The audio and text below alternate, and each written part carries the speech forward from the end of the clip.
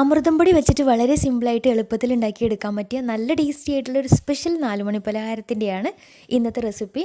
അപ്പോൾ അമൃതം പൊടി കഴിക്കാത്ത കുട്ടികളൊക്കെ ഉണ്ടെങ്കിൽ ഈ ഒരു രീതിയിലൊക്കെ ഉണ്ടാക്കി കൊടുക്കുകയാണെങ്കിൽ തീർച്ചയായിട്ടും കഴിക്കുകയും ചെയ്യും.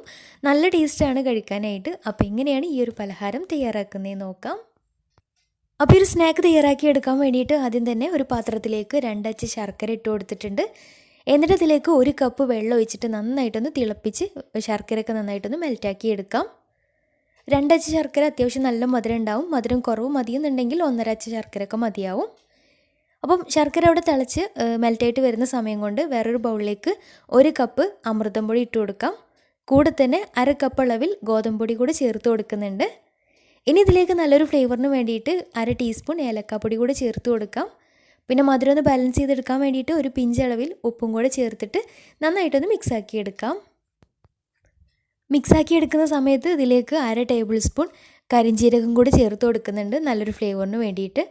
നിങ്ങൾക്ക് വേണമെങ്കിൽ ഈ ഒരു സമയത്ത് തന്നെ ഇതിലേക്ക് കുറച്ച് തേങ്ങ ചിരകിയതും ചേർത്ത് കൊടുക്കാം. തേങ്ങ ചിരകിയത് ചേർത്ത് കൊടുക്കുകയാണെങ്കിൽ നല്ല ടേസ്റ്റ് ഉണ്ടാവും.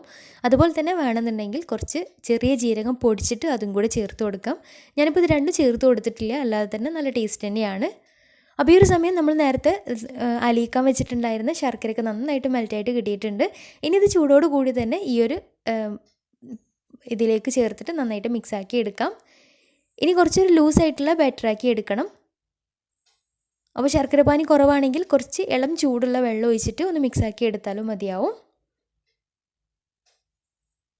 അവസാനത്തിലേക്ക് ഒരു പിഞ്ചളവിൽ ബേക്കിംഗ് സോഡ കൂടി ചേർത്ത് കൊടുക്കുന്നുണ്ട്. ബേക്കിംഗ് സോഡ കൂടി ചേർത്തിട്ട് നന്നായിട്ടൊന്ന് മിക്സാക്കി എടുക്കാം. അപ്പോൾ ചെറിയൊരു ലൂസിലുള്ള മാവാണ് കേട്ടോ വേണ്ടത്. ഇനി ഒരു നോൺ സ്റ്റിക്കിൻ്റെ പാന് സ്റ്റൗവിൽ വെച്ചിട്ടുണ്ട്. എന്നിട്ട് അതിലേക്ക് 1.5 ടേബിൾ സ്പൂൺ വെളിച്ചെണ്ണ ഒഴിച്ചു കൊടുക്കാം. ഞാനിപ്പോൾ വെളിച്ചെണ്ണയിലാണ് ഇത് തയ്യാറാക്കി എടുക്കുന്നത്. നെയ്യ് വേണമെങ്കിലും ഒഴിച്ചു കൊടുക്കാം. ഓയിൽ ചേർത്ത് കൊടുക്കരുത് കേട്ടോ. ഓയിലിനേക്കാളും നല്ലത് ഒന്നെങ്കിൽ വെളിച്ചെണ്ണ അല്ലെങ്കിൽ നെയ്യ് തന്നെയാണ് നല്ലത്. ഇനി ഇതിലേക്ക് കുറച്ച് തേങ്ങാക്കൊത്ത് ചേർത്ത് കൊടുക്കുന്നുണ്ട്. തേങ്ങാക്കൊത്ത് ചേർത്തിട്ട് ഒന്ന് വറുത്തെടുക്കാം. കളറൊക്കെ ഒന്ന് മാറി നല്ല ബ്രൗൺ കളറാക്കി എടുക്കണം. അപ്പോൾ ഇടയ്ക്ക് ഇങ്ങനെ തേങ്ങാക്കൊത്ത് കടിക്കാനുണ്ടാകുമ്പോൾ നല്ലൊരു ടേസ്റ്റാണ്. നിങ്ങൾക്ക് വേണമെങ്കിൽ തേങ്ങ ചിരകിയിട്ട് അങ്ങനെ ചേർത്ത് കൊടുത്താലും മതിയാവും.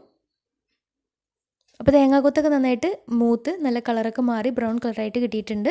ഇനി ഇത് കോരിയിട്ട് നമ്മൾ നേരത്തെ റെഡിയാക്കി വെച്ചിട്ടുള്ള ബാറ്ററിൽ ചേർത്തിട്ട് നന്നായിട്ടൊന്ന് മിക്സാക്കി എടുക്കാം.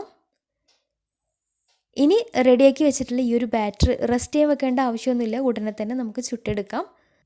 ഇനി ഹൈ ഫ്ലെയിമിലിട്ടിട്ട് നമ്മൾ റെഡിയാക്കി വെച്ചിട്ടുള്ള ബാറ്റർ പാനിലേക്ക് ഒഴിച്ചു കൊടുക്കാം. എന്നിട്ട് അടച്ച് വെച്ച് 1 മിനിറ്റ് ഹൈ ഫ്ലെയിമിലിട്ടിട്ട് തന്നെ വേവിച്ചെടുക്കാം. എന്നിട്ട് ലോ ഫ്ലെയിമിലിട്ടിട്ട് ഒരു 10 മിനിറ്റ് വേവിച്ചെടുക്കാം. അപ്പോൾ പെട്ടെന്ന് റെഡിയായിട്ട് കിട്ടും. മുകൾ ഭാഗത്തൊക്കെ ചെറിയ ഹോൾസായിട്ടൊക്കെ വന്നിട്ടുണ്ടാവും. മുകൾ ഭാഗമൊക്കെ നന്നായിട്ട് വെന്ത് നല്ല സെറ്റായിട്ട് കിട്ടിയിട്ടുണ്ടെങ്കിൽ മുകൾ ഭാഗം ജസ്റ്റ് ഒന്ന് തൊട്ട് നോക്കുക, ഒട്ടുന്നൊന്നും ഇല്ലയെന്നുണ്ടെങ്കിൽ ഫ്ലെയിം ഓഫ് ചെയ്തിട്ട് വേറൊരു പാനിലേക്ക് ഫ്ലിപ്പ് ചെയ്തെടുക്കാം. ഇതുപോലെ നോൺ സ്റ്റിക്കിൻ്റെ പാനിലായതുകൊണ്ട് പെട്ടെന്ന് തന്നെ വിട്ട് കിട്ടുകയും ചെയ്യും. ഇനി കുക്കറിലും ഇതേ രീതിയിൽ ചെയ്തെടുക്കാവുന്നതേ ഉള്ളൂ.